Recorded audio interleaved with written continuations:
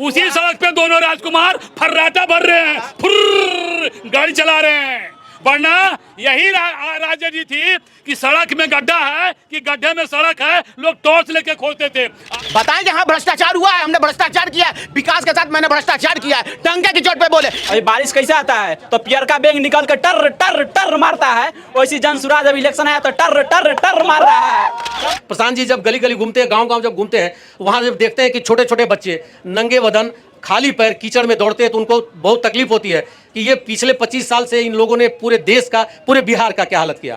तो अभी हमारे नेताजी का फोकस बिहार पर है और उनका एकमात्र एजेंडा है बिहार से पलायन रोकना, यहाँ की शिक्षा व्यवस्था के लिए top class, world class facility की व्यवस्था करना, और उसके लिए उनके पास विजन है, उनके पास प्लान है। मुस्लिम जो 18% है, कब तक आरजेडी की दरी बिछाएगी? और आरजेडी इस बार विधानसभा के चुनाव में कितने मुस्लिम को टिकट देगी? कांग्रेस का हाथ छाप जो है वो कांग्रेस को चुनने के लिए न्याय का पुरोधा माना चाहिए, हाथ छाप लपराने के लिए रखा गया है। छोड़ दीजिए नौशाद आलम को। स्टालिन और रेड्डी जैसे लोग, रेवंत रेड्डी जैसे लोग जो बिहारियों को गाली देने का काम करते हैं, अपने राज्यों में बिहारियों को भगाने का काम करते हैं, सनातनी को गाली देते हैं, वैसे लोग बिहार की धरती पा के चले गए। जिस पार्टी में वो पन पा वो दोषी नहीं है। आज वो जाके कहीं पे गाली दे दिया किसी की माँ को, ये निंदनीय हम बोलते हैं, लेकिन आप भी तो मानिए कि वो हमारे छत्र छाया में पला है। अच्छा, बोला तो उनके मन से गया है तो एक कम से कम ट्वीट तो करना चाहिए। गलत है, मैं बोल रहा हूँ गलत है। माफी में एक ट्वीट तो करना चाहिए। मुझे तो बिहारी 400 रुपया का मजदूरी कर करके अब मेहनत का कमाई खाता, लेकिन रेवंत रेड्डी और स्टालिन तो चाटने का एनर्जी डीएनए है कि राहुल गांधी के जाते चाटेंगे होते दिन। गलत बात। चाटने का। नमस्कार, मैं रुचि तिवारी अपने शो में आप सभी का स्वागत करती हूँ। हमारे शो का नाम है लोक मंच, यानी लोकतंत्र का जो है मंच है। और पूरे बिहार इलेक्शन, जब तक बिहार इलेक्शन हो नहीं जाता तो पूरे बिहार को छानना हमारा काम है और सारा न्यूज़ आप तक पहुंचाना हमारा काम है। तो आज जो है हमारे पहले शो का शुरुआत जो है पटना गांधी मैदान से होता है और हर पार्टी के प्रतिनिधि यहाँ पे हैं, प्रवक्ता यहाँ पे हैं जो हर पार्टी से पक्ष अपना रखेंगे। तो जो लोग आज शो में यहाँ मौजूद हैं उनसे मैं आपका परिचय करा देती हूँ। सूर्य प्रकाश श्रीवास्तव जी हैं जनसुराज से, ये प्रवक्ता रहेंगे, आज अपना पक्ष रखेंगे जनसुराज की तरफ से। थैंक यू सो मच, बहुत बहुत धन्यवाद हमारे शो में आने के लिए। और बीजेपी से सुनील जी हैं जो बीजेपी का पक्ष रखेंगे और जैसा होगा सवाल जो है आप लोग कर सकते हैं, पब्लिक में भी जितने लोग मौजूद हैं सवाल कर सकते हैं और सबका जवाब जो है ये लोग देने के लिए तैयार हैं। तो बहुत बहुत धन्यवाद Sunil ji, thank you so much हमारे शो में आने के लिए। तो बातचीत का सिलसिला जो है वो शुरू करते हैं, जारी रखते हैं। अभी गृह मंत्री अमित शाह जी ने कुछ बातें रखी अपनी, जो राहुल गांधी जी का नकारात्मक राजनीति है उन्होंने उसकी शुरुआत की है। घुसपैठिया बचाओ यात्रा, वोट अधिकार बचाओ यात्रा नहीं, घुसपैठिया बचाओ अधिकार यात्रा। तो राहुल जी के स्वागत में मंच से जो प्रधानमंत्री की दिवंगत माता जी को अपशब्द कहे गए उस चीज़ की निंदा करी और राहुल जी को टारगेट किया। तो आइए इस पे बात रखवाते हैं, क्या बोलेंगे आप? राहुल जी ने जो अभी तक कह रहे हैं लोग कि ट्वीट कर देना चाहिए था, कम से कम माफ़ी ही मांग लेते। देखिए, जो घुसपैठिया के बारे में जो कहना है ये तो बात भी सही है। अगर ये सवाल आज था तो पिछला जो इलेक्शन जो लोकसभा का हुआ जिसके बदौलत केंद्र में सरकार बनी हुई है, तो वो उस समय कैसे उनको वोट का अधिकार दिया गया, और क्या अगर वो उस समय गलत थे तो आज भी जो सरकार केंद्र में बनी है तो ये भी गलत है। तो उस हिसाब से ये घुसपैठिया कह के और आज SIR के नाम पे रिव्यू करके 65 लाख लोगों को निकालने का कोई औचित्य नज़र नहीं आता है। ये जो अब शब्द बोले गए हैं प्रधानमंत्री जी की माता के लिए, तो ये किस हद तक ठीक है? ये तो ठीक और नहीं ठीक की बात ही नहीं है यहाँ पे। ये जो भी हुआ ये होना नहीं चाहिए था, बहुत ही निंदनीय चीज़ हुई है, सब कोई इसका निंदा करता है। और किस तरीके से आप इसको रखते हैं बताइए। देखिए, कांग्रेस के द्वारा दरभंगा के मंच से दी गई गालियां एक सोची समझी रणनीति थी। ये कोई पहली बार कांग्रेसियों ने किया ऐसा नहीं है। 1995 का चुनाव गुजरात में देखिए, उस चुनाव से ही कांग्रेस ने अपशब्दों की शुरुआत कर दी थी और वो सिलसिला चलता चला आया और काफ़ी इस तरह की बातें हर चुनाव में के पहले कांग्रेसी करते रहे हैं, क्योंकि उनकी एक सोची समझी रणनीति होती है कि इस माध्यम से लोगों को उद्वेलित करने का काम को करना चाहते हैं, लोगों को बरगलाने का काम करना चाहते हैं, लोगों के अंदर एक गुस्सा पैदा करने का काम करते हैं, जिससे कि उनकी जो योजना है कांग्रेसियों की कि भारत में उथल पुथल हो, भारतीय आपस में लड़ें, क्योंकि कांग्रेस का आज जो नेतृत्व करता है वो रियली दिल से भारतीय है ही नहीं। वो दोहरी नागरिकता लिए हुए मानसिकता का यहाँ व्यक्ति आया हुआ है, और यही वजह है कि वो बार बार ऐसे चालों को चलता है जिससे कि भारत में अस्थिरता पैदा हो, भारत में गृहयुद्ध जैसी नौबत आ जाए। और चाल चाल चाल चाल पे आऊंगी मैं कि कहा जा रहा है, कांग्रेस वाले ही कह रहे हैं कि जो राहुल गांधी की यात्रा निकल रही है यहाँ से, तो यात्रा में जो बिहार में उनको अपूर्व सफलता मिल रही है, इससे बीजेपी वालों को बहुत बौखलाहट हो रही है। देखिए, सफलता भीड़ अगर सफलता होती तो कोई बात ही नहीं है। कई ऐसे नेता है, कई भीड़ जुटाए, लेकिन सफलता नहीं प्राप्त होती है। सफलता भीड़ से नहीं होती है, सफलता आपके कर्मों से होती है, सफलता आपके मेहनत से होती है, सफलता आपके ईमानदारी से होती है, सफलता का आपका उद्देश्य से होता है। अगर उद्देश्य गलत हो तो वो सफलता भी किसी काम का नहीं है।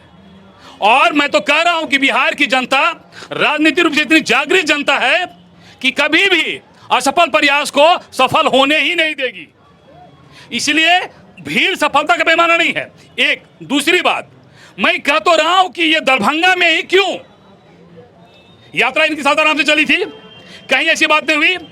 दरभंगा में एम वालों की संख्या थोड़ी ज्यादा है, और इसीलिए उस मंच से का प्रयोग नौशाद आलम ने किया। वो चाहता था कि ऐसी बानी यहां बोल के दरभंगा में वही काम किया जाए जो कभी भारत बिहार की धरती पर 89 में भागलपुर में, उत्तर प्रदेश में वाराणसी में, अलीगढ़ में होता था। ये उसी की चाल थी। लेकिन मैं धन्यवाद देता हूं बिहार की जनता को कि उनकी चाल को उन्होंने समझा, और इसीलिए इतने भद्दे गाली के बावजूद भी बिहार की जनता आक्रोशित नहीं हुई, क्योंकि बिहार की जनता अतिथि देवो भव की भावना अपने अंदर रखती है। और इसी भावना के तहत छोड़ दीजिए नौशाद आलम को, स्टालिन और रेड्डी जैसे लोग, रेवंत रेड्डी जैसे लोग जो बिहारियों को गाली देने का काम करते हैं, अपने राज्यों में बिहारियों को भगाने का काम करते हैं, सनातनी को गाली देते हैं, वैसे लोग बिहार की धरती पर आके चले गए।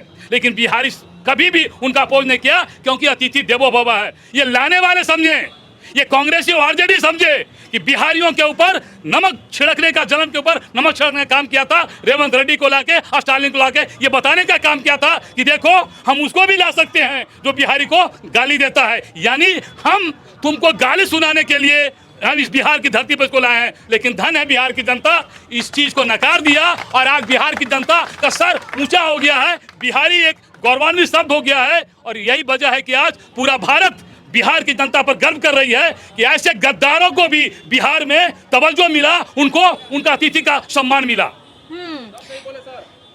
एक बात बताइए, प्रधानमंत्री जी की माता जी को अपशब्द बोले गए, घृणित शब्द बोले गए, निंदनीय है कि नहीं? बिल्कुल बिल्कुल, किसी की भी माँ को गाली देना निंदनीय है। उसको कड़ी से कड़ी सजा मिलनी चाहिए, बिल्कुल मिलनी चाहिए, कड़ी से कड़ी सजा मिलनी चाहिए। ठीक। अच्छा, एक और सवाल है मेरा, पूरी आंसर को होने दीजिए। हाँ बोलिए बोलिए। को दे रहे हैं बोलने के लिए, तो मैं बोलने के लिए दीजिए। हाँ, तो बोलिए ना। आप जिस नौशाद की बात बोल रही हैं, जिसने ये कर्म किया है, हाँ। उसका फोटो वायरल है जो बीजेपी के साथ है, बीजेपी का पट्टा पहने हुए, माला पहनते हुए, और उसके पदाधिकारी के द्वारा सम्मानित होते हुए। हाँ। जो नौशाद आलम की बात बोल रहे हैं, आप कभी कांग्रेस के मन से बोला क्या है? जो बोला वो गलत है, लेकिन वो बंदा पहले से बीजेपी में था, पहले वो बीजेपी में। हम निकाल के दिखा दूंगा मैं, अगर बोलिएगा तो। मैं किसी भी बात पे बोलूंगा तो ठोस बोलूंगा, नहीं बोलूंगा तो सार्वजनिक रूप से बोलता हूँ कि आप मुझे जूता मार लीजिएगा। हवाई बात नहीं करनी है। मैं यहाँ पे आपने मुझे बुलाया है तो मैं बिहार के विषय पे बात करूंगा, जिसने काम किया। अरे ये पूरे देश का विषय है, बिहार के विषय पे आप बोल तो रहा हूँ, पूरे देश का विषय है, बोल तो रहा हूँ। हाँ, बोलिए। बीजेपी ने जिसको सम्मानित किया, हाँ। बीजेपी ने जिसको माला पहनाया, जिसको भारतीय जनता पार्टी का सदस्य बनाया, उसको भेजा अपने कांग्रेस में, और कांग्रेस में भेज करके उस मन से गाली दिलवाया। मैं ये कहता हूँ, मेरा ये आरोप है। अब मैं फोटो दिखा सकता हूँ, बोलिएगा तो आप। अब मेरी बात को आप काट के दिखा दीजिए कि मैं गलत बोल रहा हूँ। वैसे आदमी को आपने बीजेपी ने क्यों अपने मंच पे ऐसा कर दिया था? वो पहले बीजेपी में क्यों था? अब बीजेपी से निकल के वो क्यों गया वहाँ पे? ये इसकी भी जांच होनी चाहिए। उसको क्यों बीजेपी में रह गया था? इसका जांच कौन करेगा? इसके बारे में कौन बोलेगा? क्या बीजेपी वाले नहीं है इसके लिए दोषी? जिस पार्टी में वो पनपा, वो दोषी नहीं है। आज वो जाके कहीं पे गाली दे दिया किसी की माँ को, ये निंदनीय हम बोलते हैं। लेकिन आप भी तो मानिए कि वो हमारे छत्र छाया में पला है, उसके लिए आपके पास वर्ड नहीं है बोलने के लिए। इसके बारे में कोई मीडिया नहीं बोलेगी। क्या वो बीजेपी का सदस्य था? बीजेपी का सदस्य था वो। पूरे मीडिया में सर्कुलेट है, पूरे में वीडियो सर्कुलेट है। वो एक दो नहीं, उसके 200 वीडियो हैं बाजार में, आपको यूट्यूब में मिल जाएंगे। नहीं तो बोलिए तो आपके यूट्यूब पर निकाल के दिखा दूं। पूरा इल्जाम आप लगा रहे हैं, तो आइए एक बार आपके इल्जाम का एक बार सवाल ले लेते हैं। और कोई अगर जनता में से भी किसी का सवाल है तो आप लोग हाथ उठाना, मैं आती हूँ, एक बार जवाब ले लेती हूँ, फिर आती हूँ। देखिए, आरजेडी के प्रवक्ता भाई को शायद या नौशाद आलम के बारे में जानकारी नहीं है, और न उनके जो गुर्गे पकड़े गए हैं रिजवी, उसके बारे में जानकारी है। Naushad Alam is the member of AICC, और AICC का कोई समान लोग मेंबर नहीं होता है, ये आप याद रखिए। तो नौशाद आलम तो AICC का मेंबर है, इसमें कहीं कोई दो राय नहीं। जिसकी बात ये कह रहे हैं कि रिजवी भारतीय जनता पार्टी का कार्यकर्ता रहा है, भाई हमारे यहाँ भी अल्पसंख्यक प्रकोष्ठ है, और लोकतंत्र में सबों को अधिकार है कि वो जहाँ चाहे वहाँ जा सकता है। आज वो भाजपा में है, कल आरजेडी में जा सकता है, परसों कांग्रेस में जा सकता है। क्या दिखा रहे हैं, एक बार दिखाइए तो। क्या हमारी कैमरा पे दिखाइए एक बार, कैमरा पे दिखाइए। क्या है? मोदी का गालीबाज चेला, इसी ने बिहार में मोदी को गाली दी थी। तो ये क्या कहना चाहते हैं, आप भाजपा से हैं? देखिए ये फोटो दिखा रहे हैं। मैं फिर कह रहा हूँ, जानकारी के अभाव में लोग फोटो, कार्डबोर्ड वगैरह वगैरह दिखाते हैं, उससे कोई आपत्ति हमें नहीं। लेकिन जहाँ तक रिजवी का सवाल है, मैं फोटो दिखा रहा हूं। जहाँ तक रिजवी का सवाल है, रिजवी कभी अल्पसंख्यक मोर्चा का सदस्य नहीं रहा। रिजवी स्वाभाविक रूप से नौशाद आलम का गुर्गा है, और उस गुर्गे ने नौशाद आलम के इशारे पर उनके काफिला को जाने के बाद जानबूझ ऐसा काम किया, और आज पुलिस के गिरफ्त में है। वो अपनी बात कर रहा है और वो सारी सफाई दे रहा है। अपनी गलती नहीं मानेंगे कि मेरा कार्यकर्ता था। मैंने तो बोला, स्पष्ट रूप से बोला, जिसने किया ये काम वो कृत है, वो गलत है, उसको सजा मिलनी चाहिए। जितने जज के था, आप बोलने दीजिए मुझे, मैं ठीक है, बोलने दीजिए, आपको बोलने दिया गया ना, बोलने दिया गया, बोलने दीजिए। आपने उसको फलने फूलने दिया, आपने उसको वो संस्कार दिया कि जाओ जाके गाली बको। मैं यही कर रहा हूँ कि आपने ही बकवाया है सर। ये आप इतना बुड़बक नहीं है, ये बोलने ही नहीं देंगे। तो बोलने दीजिए, मैं आ रही हूँ ना, आपका ये बयान लूँ। मैं ऐसा नहीं बोलूंगा, मैं आ रही हूँ, मैं आप पे आ रही हूँ। मैं इस तरीके से नहीं बोलूंगा। बोलिए, आप बोलिए। आपने जिस मुद्दा को उठाया है वो निंदनीय है। उसने जिसने काम किया है गलत, उसको सजा मिलनी चाहिए। और कानून बिहार का और केंद्र का दोनों बीजेपी की, उस पर जो कार्रवाई करनी है कर लीजिए। एक इंडिविजुअल व्यक्ति, कोई बहुत सारे नेता हैं, छोटे नेता भी हैं, बड़े नेता भी हैं, कार्यकर्ता है, अगर वो कुछ कर देता है तो क्या उसके लिए सीधे लालू यादव दोषी हो जाएंगे, सोनिया गांधी दोषी हो जाएगी, उसके लिए राहुल गांधी दोषी हो जाएंगे? क्या बीजेपी का छोटा सा कार्यकर्ता कोई काम करेगा उसके लिए नरेंद्र मोदी दोषी हो जाएंगे? एफिडेविट देंगे क्या? अच्छा, बोला तो उनके मन से गया है, तो एक कम से कम ट्वीट तो करना चाहिए। गलत है, मैं बोल रहा हूँ गलत है। माफी में एक ट्वीट तो करना चाहिए। मुझे नहीं मालूम किया गया कि नहीं किया गया, मैं बोला हूँ, अब बोला भी गया है, हमारे नेताओं के द्वारा बोला गया कि गलत है, एकदम गलत है। किसी की भी मांग, प्रधानमंत्री, हमारे भी प्रधानमंत्री, भले हम उनको वोट दें न दें, उनको सपोर्ट करें या ना करें, वो हमारे भी प्रधानमंत्री है। अगर उनको गाली दिया है, जिसने भी दिया उस पर कार्रवाई कीजिए। आपकी सरकार है, किसी ने रोका है क्या? इसके लिए आप पूरे राष्ट्रीय जनता दल को बड़ा कहिए कि जड़ से उखाड़ के फेंक दें, कांग्रेस को उखाड़ के फेंक दें। ये यात्रा ही नहीं होनी चाहिए, ये होनी ही नहीं चाहिए। क्या आपके यहाँ सब कुछ सफलता ही से हो जाता है? क्या आप कोई कार्यक्रम करते हैं उसमें त्रुटि नहीं होती है? जिसने भी किया वो गलत किया, उस पर कार्रवाई कीजिए। आपका शासन है, राज्य में भी है, केंद्र में भी है, जो करना है आप कानून के दायरे में उसको सजा दे सकते हैं। अच्छा, एक बार जनता से पूछ ले रहे हैं, आपने हाथ खड़ा किया था, क्या सवाल है? पहले इन्होंने बोला, किससे सवाल, किससे है? सवाल आरजेडी से है हाँ। कि जिस मोदी को इन्होंने बम के धमाके से नहीं रोक पाए, यही गांधी मैदान में हम लोग खड़े थे, ठीक है, और मोदी जी आए थे, धमाका हुआ था, ठीक है ना, तो जिसको धमाके से नहीं रोक पाए, बम के धमाके से, उसको छोटे मोटे गालियों से रोक लेंगे बिहार में आने से।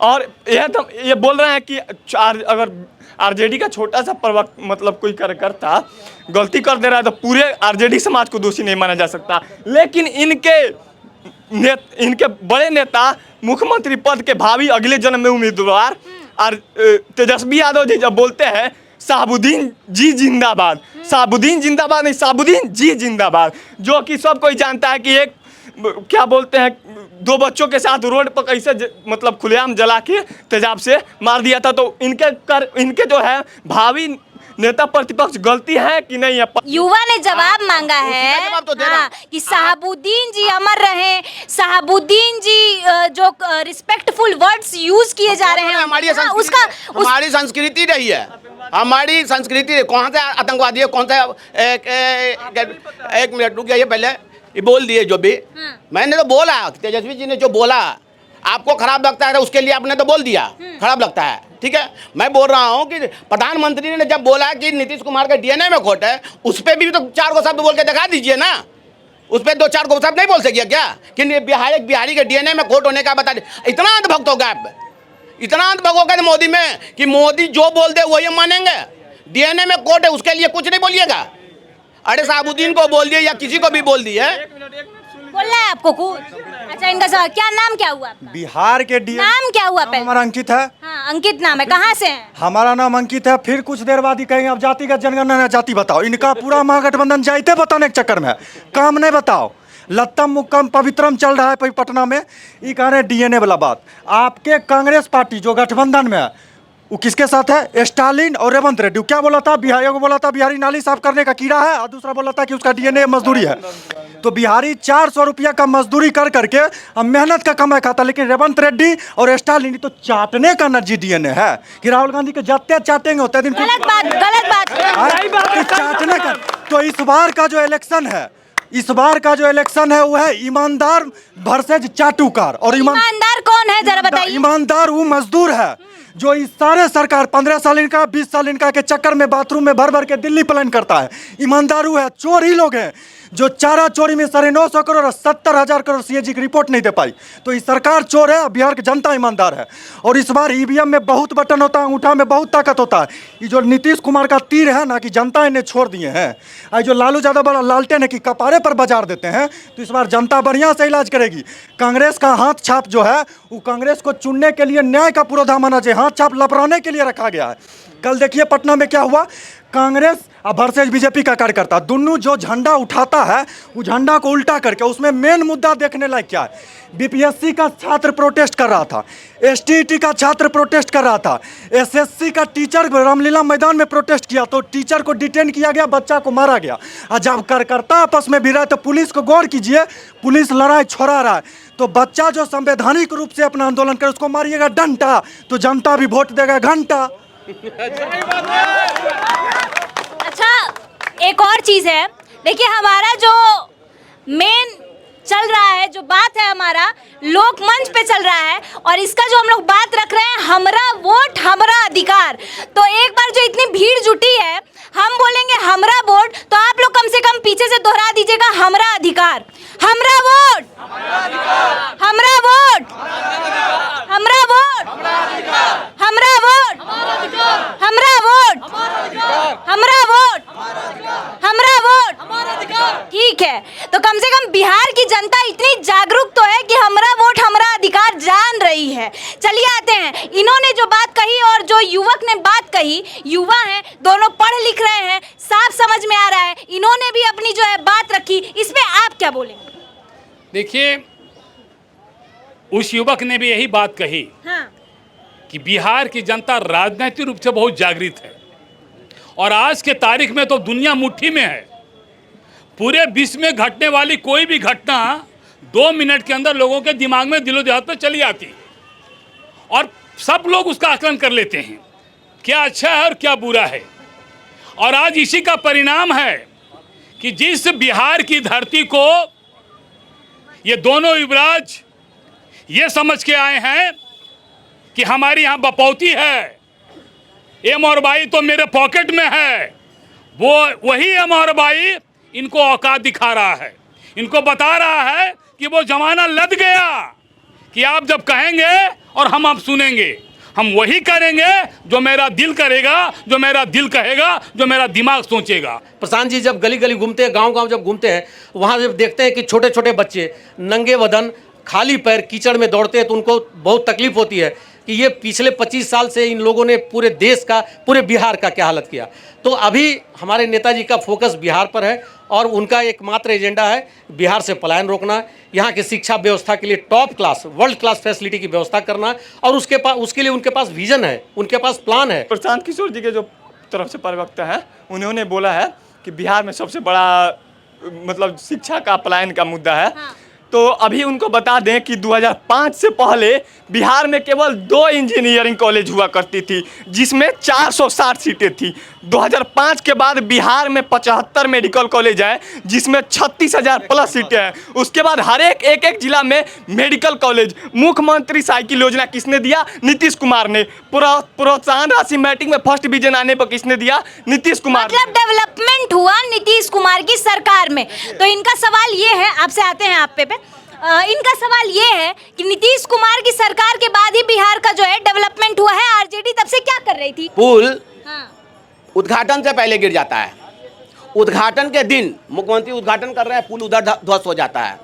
मुख्यमंत्री उद्घाटन करके जाते हैं और पुल 1 हफ्ता के अंदर गिर जाता है। बिहार इकलौता ऐसा राज्य है हिंदुस्तान में या दुनिया में जहाँ उद्घाटन के दिन पुल गिर जाता है। ये सिस्टमेटिकली नीतीश कुमार जी द्वारा, उनके द्वारा, ब्यूरोक्रेट के द्वारा पैसा हंसोता जा रहा है। अब बहुत अच्छे तरीके से हो रहा है। अभी 70,000 करोड़ का सीएजी के पास इन्होंने प्रमाण पत्र नहीं दिया है। 70,000 करोड़ का नहीं दिया है। और 70,000 को अभी जब ये अगर बीजेपी से अलग होंगे ना, तो बीजेपी इनको बताती है, जेल में रखते हैं। जिस दिन बीजेपी से अलग होंगे जेल में जाएंगे।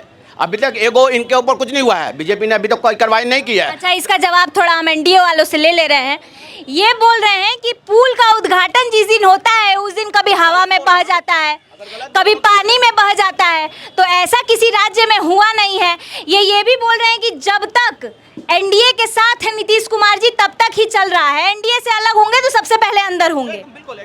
यानी इन्होंने स्वीकार किया कि बिहार में विकास हो रहा है, पुल बन रहा है, कुछ और हो रहा है, ये तो तय है। अब चलिए मैं मान लेता हूँ इनकी बात कि अगर पुल बनने में कुछ त्रुटियां रही और गिर गया, अब पहले आप सुन लीजिए। तो जो जहां पहले, अब सवाल है कि जो चीज बना ही नहीं उसमें त्रुटि कहां से आएगी? अरे हम मेहनत करेंगे तब ना कुछ गलती निकलेगी। हम मेहनत ही नहीं करेंगे तो गलती कहां से निकलेगी?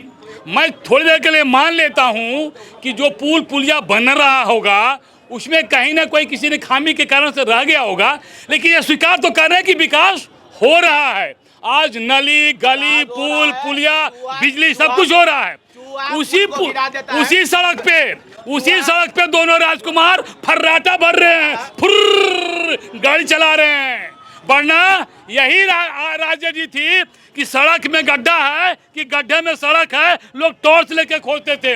आज दोनों राजकुमार फुर्र उड़ रहे हैं, रात में एसी का मजा ले रहे हैं सर्किट हाउस में। वरना यहाँ लालटेन में तो हलते हलते माथा खराब हो जाता था भाई। कम से कम विकास तो मान रहे हैं नहीं लोग। ये हालत है लोगों की। इसीलिए सत्य को स्वीकारना सबसे अच्छी बात है। इन्होंने स्वीकार किया, इसके लिए आरजेडी को बधाई। मैंने तो स्वीकार कर लिया। हाँ। इनको भी स्वीकार करना चाहिए कि हमारा पुल, हम इकलौता हैं इस मामले में वर्ल्ड में कि हमारा पुल बनते ही गिर जाता है, या जिस दिन उद्घाटन होता है उस दिन गिर जाता है। जरा मनवा दीजिए ये भी बात। मैंने मान लिया कि पुलिया बनाए, जो योजना आयोग पैसा देती है केंद्र सरकार द्वारा, केंद्र सरकार जो पैसा देती है उसका संसाधन, जो पैसा दिया गया उसको लूट खसोट करने के लिए आपने एक तरीका अपनाया जिसमें पुल पुलिया रोड बनाई। और पुल पुलिया में कितना भ्रष्टाचार है वो आप भी जानते हो, मैं भी जानता हूँ। ये बता देना भाई, जो पुल पुलिया गिरा मेरे भ्रष्टाचार के कारण गिरा, क्यों गिरा? बताएं। जहाँ भ्रष्टाचार हुआ है हमने भ्रष्टाचार किया है, विकास के साथ मैंने भ्रष्टाचार किया है। टंके की चोट पे बोले इनके राज्य में कलर से लेकर इंजीनियर के घर में करोड़ों रुपया मिल रहे हैं, जला दिए जा रहे हैं, नोट जला दिए जा रहे हैं। इतना भ्रष्टाचार बढ़ गया, इतना भ्रष्टाचार कि आप एक काम नहीं करा सकते, थाना में नहीं करा सकते, ब्लॉक में नहीं करा सकते। एक जाति प्रमाण पत्र बनाने के लिए जाइए, आपको 500 रुपया मांगेगा ब्लॉक में खड़ा हुआ आदमी। इनको दिखाई नहीं देता है क्या? मिडिल क्लास फैमिली को ही जाना पड़ता है, अपर क्लास को जाना पड़ता है क्या? इनको जाना पड़ता है। जितने मिडिल क्लास लोग हैं ये लोग को थाना में जा सकते हैं। थाना में दरोगा डांट के भगा देगा, क्या कर रहा है जी, बाहर निकलो। आप FIR करने चल जाइएगा तो आपको ऐसे बोलेगा जैसे आप मुजरिम है। आप एक काम नहीं ब्लॉक में करा सकते, एक आप काम करा लीजिए, अपना मोटेशन करवा के दिखा लीजिए कि मोटेशन करा दे CO, आपको आराम से बिना पैसा लिए हो जाए तो बताइएगा। ऐसा स्थिति है यही बिहार में, लूट खसोट मचा हुआ है। आपने एक सिस्टम बनाया हुआ है डेवलपमेंट का जिसमें आप लूट खसोट करते हैं। भ्रष्टाचार का बहुत बड़ा पैमाना है जिसमें इंजीनियर, कलर के चपरासी सब मिले हुए हैं। करोड़ों करोड़ों रुपया मिलता है यहाँ बिहार जैसे गरीब जगह पे। ये लोग सुते हुए, इनकी प्रशासन सुती हुई है। शासन सोई हुई है। आप कुछ हाथ उठा रहे थे, क्या नाम हुआ आपका? मेरा नाम अभिषेक राजू हुआ। अच्छा, कहाँ से हैं? पटना बिहार से। अच्छा, यहीं रहते हैं कि कुछ काम उम करते हैं? नहीं, यही रहते हैं, यही जन्म हुआ, यही काम करते हैं। अच्छा, यही काम करते हैं। क्या काम करते हैं? बस मार्केटिंग वाला काम है। अच्छा, मार्केटिंग का काम है। तो बहुत बहुत शुक्रिया, आप मेरे शो में आए, देखने आए। क्या सवाल है आपका? पहले किस पार्टी से सवाल है ये बता। जनसुराज से। जनसुराज से। क्या सवाल? सवाल यही है कि हर चुनाव का समय है, 2 महीने के बाद चुनाव है, सब पार्टी अपने अपने रैली में लगी हुई है, सब तैयारी लगी हुई है। सबका चेहरा पता है कि आरजेडी का चेहरा पे कौन सीएम बनेगा, जेडीयू के चेहरा पे कौन सीएम बनेगा, ठीक है। मगर जो जनसुराज पार्टी है उसका सीएम का चेहरा किसी को पता नहीं है, और जो चेहरा है वो बोलते हैं हम सीएम बनेंगे नहीं। तो अरे पहले बात सुनिए भैया, जवाब अभी दीजिएगा। तो भैया आप चेहरा दिखा नहीं रहे हो, अब बोलो कि हमको वोट दो। किस मुद्दे पर वोट दें, किस आदमी का चेहरा वोट दें? मुद्दा तो बताए ना, माइग्रेशन। जो आरजेडी का मुद्दा वही मुद्दा वह है। 2000 रुपया पेंशन देंगे, जो आरजेडी भी दे बोल रही है, ठीक है। आप पेंशन बिजली फ्री देंगे, जो जेडीयू बोल रही है, ठीक है। तो आप दोनों में महागठबंधन करवा लीजिए, एक तरफा क्यों लड़ रहे हैं? चेहरा कौन? तो बताइए, जवाब दीजिए युवा का। देखिए, जो ये सवाल उठा रहे हैं, अभी बिहार की जो भी 2 बड़ी बड़ी पार्टियां हैं, इनके खुद के मुख्यमंत्री का अभी तक पता नहीं है। हमारे यहाँ एक लोकतांत्रिक व्यवस्था है पार्टी में, और कुछ भी काम जो होता है, कुछ भी होता है तो उसका एक सामूहिक तौर पे निर्णय लेके किया जाता है, और उसमें जो सबसे काबिल व्यक्ति होते हैं उनको उस काम के लिए दायित्व सौंपा जाता है। अभी इलेक्शन का नोटिफिकेशन नहीं हुआ है, अभी इलेक्शन के लिए अभी कुछ आगे कुछ कार्यवाही हुई नहीं है, और ये निश्चित है कि हम लोग जो बोलते हैं वो करते हैं। जैसे प्रशांत जी ने सीधा कहा कि 243 सीट का मतलब 243 सीट, 1 सीट भी कम बेसी नहीं, किसी से कोई भी अलायंस नहीं करेंगे, उन्होंने स्पष्ट कर दिया है। या तो 10 पर रहेंगे या फिर मैक्सिमम पर जाएंगे, या तो अर्श पर या फर्श पर। लोग कह रहे हैं स्पष्ट तो केजरीवाल जी भी किए थे। नहीं, तो हमारे यहाँ स्पष्ट वाली बात जहाँ तक है कि समय आने पे सब लोग मिल बैठ के निर्णय कर लेंगे कि कौन आदमी होगा, और जो भी होगा वो बिहार का होगा, और वो सबसे साफ सुथरा, कर्मठ और क्वालिफाइड आदमी होगा। चलिए, मतलब पढ़ा लिखा आदमी जो है, हाईली क्वालिफाइड हाईली क्वालिफाइड। बिल्कुल। जी बोलिए, बताइए। हमारा अभी मौजूदा सरकार से बस एक सवाल है। बोलिए। एक तरफ कह रहे एशिया का सबसे बड़ा अस्पताल हम बनाने जा रहे हैं, जहाँ पे बेड नहीं मिलता है, आदमी एम्बुलेंस में दम तोड़ देता है। पहले आदमी को मारा पीटा जाता था, चोट लगता था, तब अस्पताल जाता है, अस्पताल जाता है तब डॉक्टर मार हाथ का गोड़ हाथ तोड़ देता है। दूसरा चीज़ है कि अभी आप जाइए अस्पताल, अभी पीएमसीएच आप जाइए, अब पीएमसीएच का न्यूज उठा के पढ़िए, चूहा पैर कुतर दिया। तो हम भाजपा और एनडीए सरकार से पूछना चाहते हैं कि चूहा वाला डिपार्टमेंट भी वैकेंसी निकालने हैं, डॉक्टर साथ साथ मूस भी बहाली किए हैं क्या अस्पताल में? कि मतलब जो है सो डॉक्टर बायोलॉजी पढ़ के डॉक्टर बनता है, मूस सब मूसोलॉजी पढ़ लिया, डॉक्टर फिजियोथेरेपी दे रहा है, मूस थेरेपी दे रहा है। तो जनता भी इस बार जनता थेरेपी दी। इलेक्शन नहीं है भैया, ये इलेक्शन नहीं है, सिलेक्शन है, और इस सिलेक्शन में नेता का एग्जामिनेशन होगा, और काउंटी के दिन जनता मेरिट लिस्ट जारी करेगी। क्योंकि सब जो थेतरे किए हैं ना, इस सारा बिहार को जब भी अभी सारा सबको सुन लिए, बोले पुल पुलिया बना दिए। भैया पुल पे जाने से पहले ना माता सीता गंगा जी को गोर लाग लेते, अभी गिर जाए कि कखन गिर जाए, बस वही पार हमरा पहुंचा दीजिएगा। आपका तहे दिल से धन्यवाद। अभी आए थे अमित शाह जी, बोले 850 करोड़ का सीतामढ़ी का मंदिर दे दिए। प्रधानमंत्री जी, स्वास्थ्य मंत्री जी, गृह मंत्री जी, शिक्षा मंत्री, चारों घुस के और उसी मंदिर में माता का कसम खा के बोलेंगे कि आज के बाद बच्चा का पेपर लीक नहीं होगा, डोमिसाइल लागू होगा, बिहार का शैक्षणिक पद, बिहार का सच्चा सब बिहारियों के लिए होगा, तो पुनः आपको चुना जाएगा। और नहीं तो डर तो आप देखे रहे, बोले थे बिजली फ्री नहीं देंगे, देना पड़ रहा है, डोमिसाइल में डंडा मारे थे, और टीआरई फॉर्म लागू कर रहे हैं, तो कुर्सी हिल रहा है। अब कुर्सी भी थक गया, बोल रहा है नहीं ये आदमी का वजन हम 20 साल से उठा के हम थक गए, अब हमरा दोसर दो। तो हम लोग दोसर विकल्प के लिए तैयार हैं। बिहार का लोग जो है बोल रहे हैं थक गया है, क्या जवाब देंगे इस? बिहार के जनता इस चीज़ को अच्छी तरह से समझ रही है कि वर्तमान की सरकार काम करिंदे सरकार है।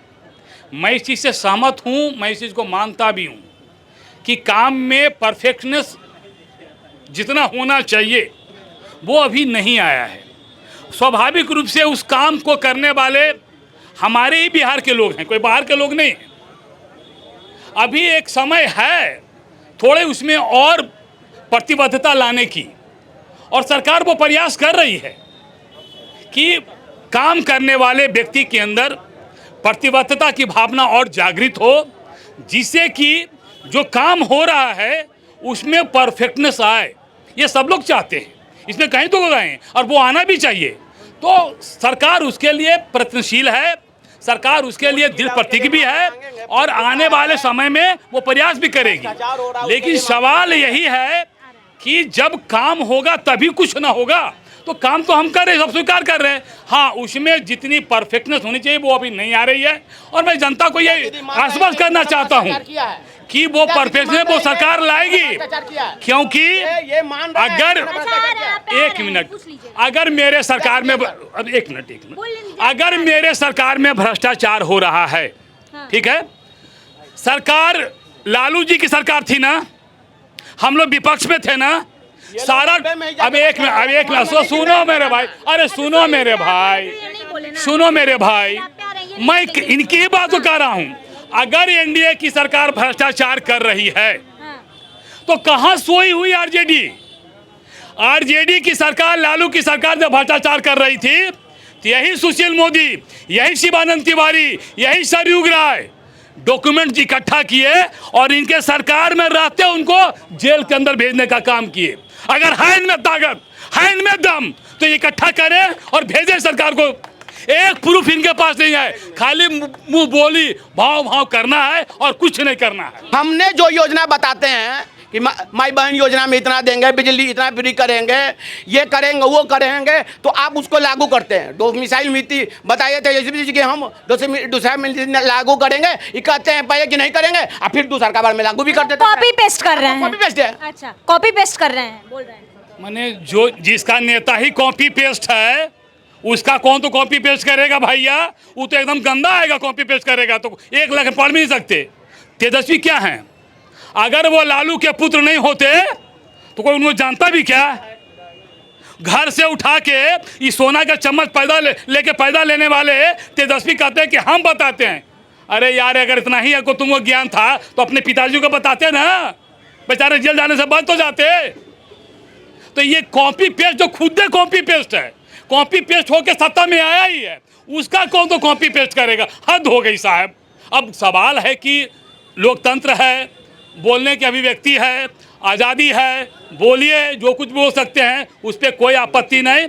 लेकिन बिहार की जनता, मैं फिर कह रहा हूँ, इतनी राजनैतिक रूप से जागृत है जिसका प्रमाण समय समय पर जनता देती रही है और 2025 में पुनः देगी और एनडीए 2025 में 225। जी देखिए रुचि जी, आप गौर कर रही होंगी कि यहाँ पे आरजेडी वाले जो हैं वो बीजेपी को बोल रहे हैं, दोषी ठहरा रहे हैं, और बीजेपी वाले आरजेडी को दोषी ठहरा रहे हैं। मगर इसमें पिसता कौन है?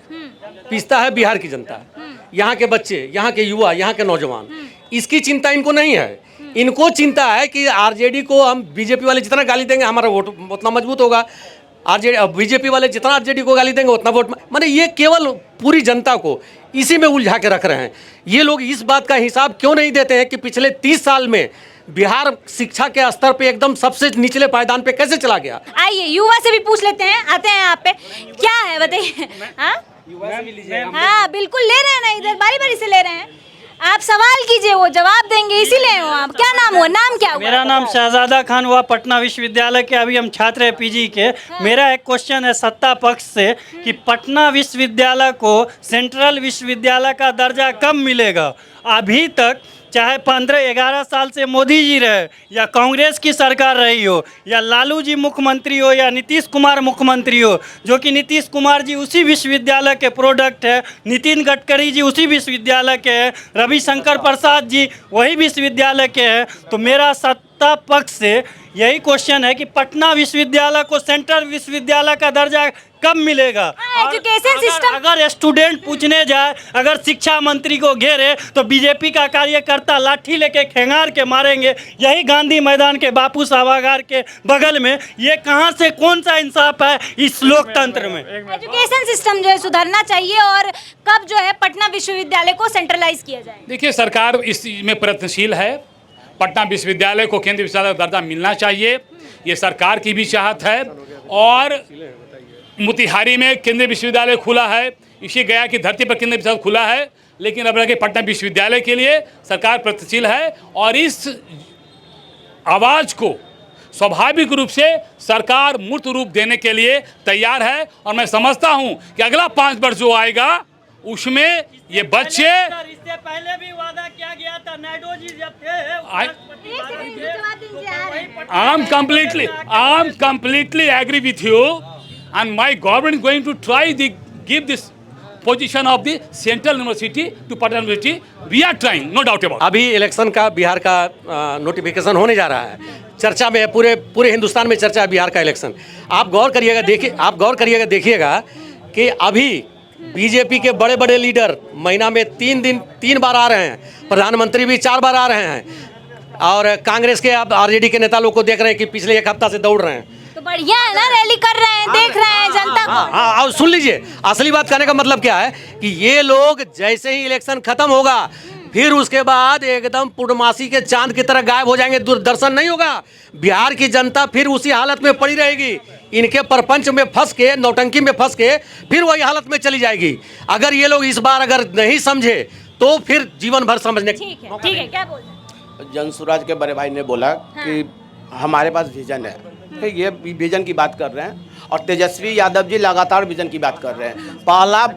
पहला नेता हैं बिहार के जिन्होंने विजन की बात की है, और अपने विजन के तहत ही उन्होंने 17 महीने के कार्यकाल में 10 लाख नौकरी देने का काम किया है।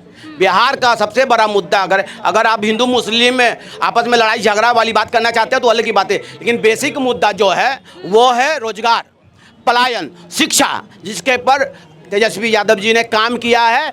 10 लाख लोगों को रोजगार दिया है। इसके बाद अबे 10 लाख रोजगार, 10 लाख वैकेंसी अभी निकली है, 10 लाख वैकेंसी निकली है। उसके बाद उन्होंने जो प्रक्रियाधीन किया है, उसके बाद ही वैकेंसी निकली है। हाँ, नाम बताइए। बिट्टू कुमार। आपका सवाल सुना। बिट्टू कुमार हुआ। हाँ, कहाँ से हैं? मैं पटना से ही हूँ। पटना से ही हैं। क्या करते हैं? मैं स्टूडेंट हूँ। स्टूडेंट है, किस चीज़ की पढ़ाई करते हैं? बीपीएससी की। तो बीपीएससी की तैयारी कर रहे हैं कब से? मैं तो इसी साल स्टार्ट किया हूँ बीपीएससी। इसी साल स्टार्ट किया। सवाल क्या है आपका और किस पार्टी से सवाल है पहले बताइए। मुझे जनसुराज जो बता रहे हैं ना आरजेडी के बारे में, जो मौसम खत्म हो जाएगा, चुनाव खत्म हो जाएगा, लोग चल जाएगा, नहीं, ये जनसुराज ही है। अभी बारिश कैसे आता है तो पियर का बैंग निकल कर टर टर टर मारता है, वैसी जनसुराज अभी इलेक्शन आया तो टर टर टर मार रहा है, समझे। और जैसे इलेक्शन खत्म हो जाएगा इसका टटराहट बंद हो जाएगा। जनसुराज का काम है टटराना, करेगा कुछ नहीं, लॉलीपॉप खाएगा, बाद में चावेगा खाएगा। गलत बात। आरजेडी से सर हम आपसे पूछना चाहते हैं, आप आरजेडी के प्रवक्ता हैं, मुस्लिम जो 18% है, कब तक आरजेडी की दरी बिछाएगी? और आरजेडी इस बार विधानसभा के चुनाव में कितने मुस्लिम को टिकट देगी, स्पष्ट क्लियर बता दीजिए। बीजेपी का कभी डर लालू जी दिखाते हैं, और बीजेपी जो है मुस्लिम का डर दिखा के हिंदू से वोट, और लालू जी बीजेपी का डर दिखा के मुसलमान का वोट लेते हैं। आप बता दीजिए हम लोग कब तक दरी बिछाएंगे? अरे बाप रे बाप, बहुत बड़का सवाल कर दिए तो। बिहार का जब चुनाव हुआ है, और जब लिस्ट जारी हुआ है, जो चुनाव लड़े हैं उनको वेबसाइट पर जाकर देख सकते हैं कि कितने मुस्लिमों को मिला है। जो जितना पे संभवता हुआ हर जगह मिला है, लेकिन उसमें मैं नहीं जा रहा हूँ। मैं हिंदू मुस्लिम वाली मुद्दे पर नहीं जा रहा हूँ। मैं बात कर रहा हूँ कि तेजस्वी यादव जी ने बोला है रोजगार देंगे, रोटी की बात करेंगे, सिंचाई की बात करेंगे, पलायन की बात करेंगे, और उन्होंने करके दिखाया है।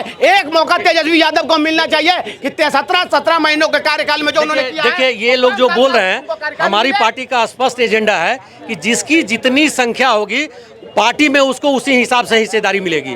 अगर मुस्लिमों की संख्या 18% है तो उनके हिसाब से उनको हिस्सेदारी मिलेगी।